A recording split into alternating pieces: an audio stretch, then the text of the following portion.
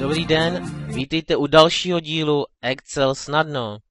Tentokrát se podíváme na funkci získat cont data, neboli anglicky get pivot data. Jak už podle názvu tušíte, tato funkce má něco společného s kontingenční tabulkou. A ta spojitost je taková, že v tato funkce přebírá data z kontingenční tabulky. Je velice zajímavá a velice užitečná. Rád ji používám. Jdeme hned na první příklad. Ten úkolem je vyplnit tyto žluté hodnoty pomocí funkce získat cont data z kontingenční tabulky, která je nahoře. Napíšeme rovná se a klikneme do kontingenční tabulky. Jak vidíte, tato funkce se sama napsala a napsala i nějaké předdefinované hodnoty. A naším úkolem je vytvořit tu funkci dynamičtěji, to znamená místo natvrdo napsaných hodnot použijeme odkazy.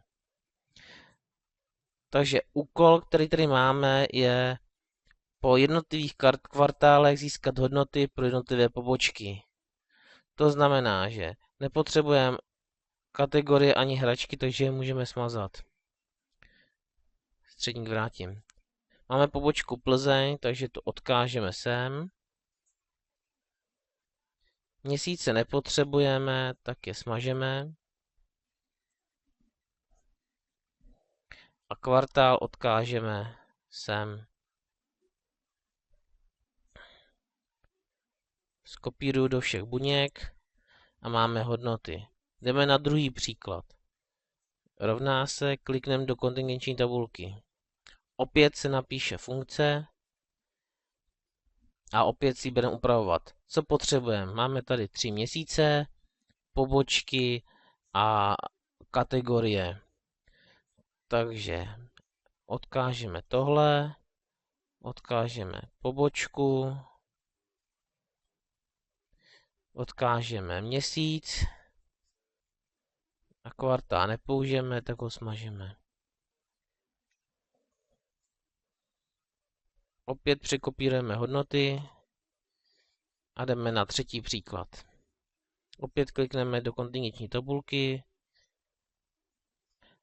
Máme tady pobočku, kategorii a měsíce opět. Takže odkážeme i pobočku. Vybereme měsíce, kvartály opět smažeme. Překopírujeme níže.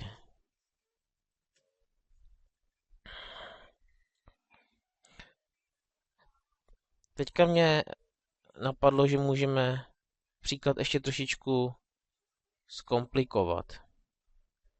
Zde budeme chtít například celý kvartál a zde celý druhý kvartál. Takže abychom mohli funkci použít, napíšeme zde měsíc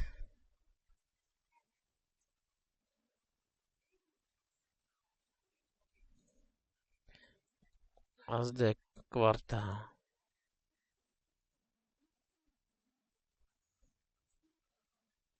Takže tentokrát odkážeme i slovo měsíc.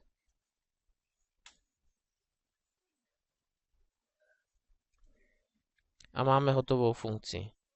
Vidíte 1331 je součet těchto hodnot, 1127 součet těchto hodnot. Koukám, že máme obě stejné kategorie, takže místo Prahy dáme zde třeba Brno a máme brněnské hodnoty. Dáme sem hračky, máme hodnoty za hračky.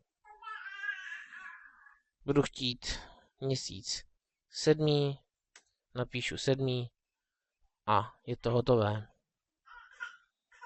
Tak děkuji vám za pozornost, pokud se vám video líbilo, zalajkujte to na stránkách YouTube a děkuji za pozornost. Naschle.